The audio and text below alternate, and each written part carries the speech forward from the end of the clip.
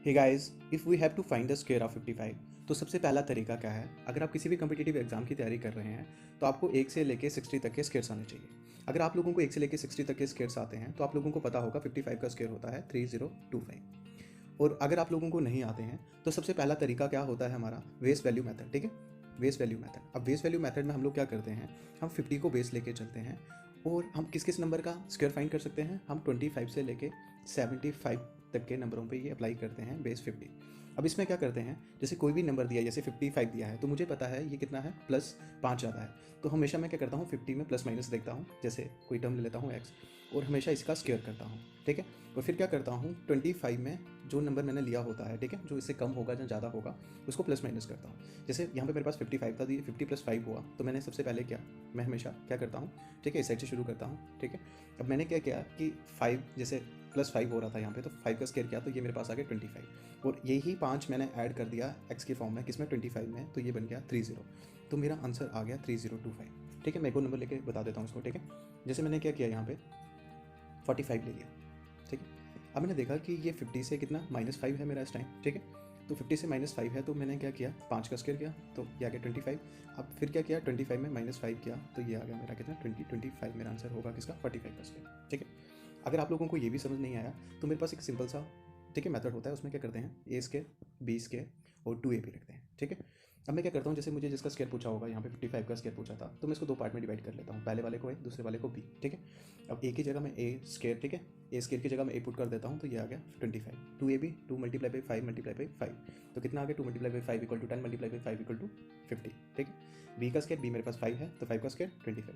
देखिए, अब इसमें अगर मैंने बी एक सिंगल डिजिट लिया है तो हमेशा मैं एक एक डिजिट यहाँ से लेके चलूँगा। अगर मैंने बी डबल डिजिट लिया है, जैसे कोई बड़ा नंबर होगा, तो उसमें मैं 2 डिजिट्स लेके चलूँगा। तो इसमें मैं क्या करूँगा, सबसे पहले 5 लिया, 2 यहाँ पे कैरी हो गया तो ये 52 बन गया। अब 52 का फिर से 2 मैंने लिया और ये 5 यहाँ पे चला गया, 25 प्लस 5 इक्वल टू 30 मेरा आंसर है। अब ये मेथड भी नहीं आता है आप लोगों को, तो एक और मेथड देखिए। जो नेक्स्ट मेथड है ये छोटे से कंसेप्ट पे चलता है। ठीक है, अब छोटा सा कंसेप्ट क्या है हमारे पास, जैसे आपको स्केयर पूछा होता है जिसमें 1 रिपीट हो रहा होता है, तो आप लोग क्या करते हो, डिजिट्स को काउंट करते हैं। जैसे इसमें 2 डिजिट्स दिए हैं तो आप सबसे पहले काउंटिंग लिखते हैं, वैसे ही 1 और 2, और फिर उल्टा मुड़ जाते हैं, 1 और 2 1, किसका 11 का स्केयर आएगा। वैसे ही अगर आप लोगों को पूछा जाए कि 5 बार 1 है और इसका स्केयर क्या होगा, तो आप लोग कहोगे कि सर हम नंबर काउंट करेंगे, नंबर कितने हैं 1 2 3 4 5, और उसके बाद क्या करेंगे, उल्टा मूव कर जाएंगे। ठीक है, 4 3 2 1, तो 5 बार 1 का स्केयर क्या होगा 1 2 3 4 5 4 3 2 1। अब इसी पे हम लोग 55 का स्क्वायर फाइंड करने की कोशिश करेंगे। तो आप लोगों को पता है कि 55 का स्क्वायर अगर मुझे फाइंड करना होगा तो मैं इसको क्या लिख सकता हूँ, 5 का स्क्वायर और ब्रैकेट में 11 का स्क्वायर। अब 11 का स्क्वायर आपको अभी बताया कि कैसे फाइंड करते हैं। ठीक है, तो 11 का स्क्वायर हो गया 121 और 5 का स्क्वायर हो गया 25। अब देखिए, कम्पिटिटिव में हम लोग जब मल्टीप्लिकेशन कराते हैं तो ऐसे करके नहीं कराते हैं। ठीक है, आप लोग ऐसे करते होंगे, फिर ऐसे करके, तो ऐसे ऐसे नहीं करेंगे। ठीक है, तो हम सीधी मल्टीप्लिकेशन कैसे करते हैं, अगर आपके पास नंबर था 121 मल्टीप्लाई बाई 25, तो आप इस 121 को तोड़ के लिख सकते हैं 100 प्लस 20 प्लस 1। तो जब आप 25 को 100 से मल्टीप्लाई कराओगे, ठीक है, तो आपका आ जाएगा 2500 प्लस, उसके बाद 20 से मल्टीप्लाई कराओगे तो 500, उसके बाद 1 से मल्टीप्लाई कराओगे तो आपके पास 25, तो योर आंसर विल बी 3025। ठीक है, तो इस तरीके से आप स्क्वायर फाइंड कर सकते हो। जो नेक्स्ट मेथड है हमारे पास वो एप्लीकेबल होता है सिर्फ तब जब आपके पास यूनिट डिजिट 5 हो। ठीक है, ये काफ़ी ईजी है।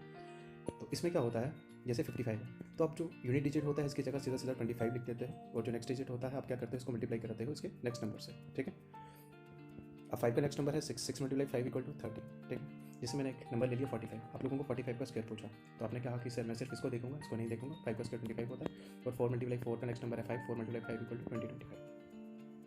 गाइस, मेरा नाम है पंकज वर्मा। अगर आप किसी भी कम्पिटिटिव एग्जाम की तैयारी कर रहे हैं तो आप हमारे साथ जुड़ सकते हैं, कॉग्निटिव एजुकेशनल इंस्टीट्यूट, ठीक है, जो दर्ज कॉलोनी में है। ज़्यादा जानकारी के लिए आप नीचे दिए गए नंबरों पर कॉन्टैक्ट कर सकते हैं। थैंक्स।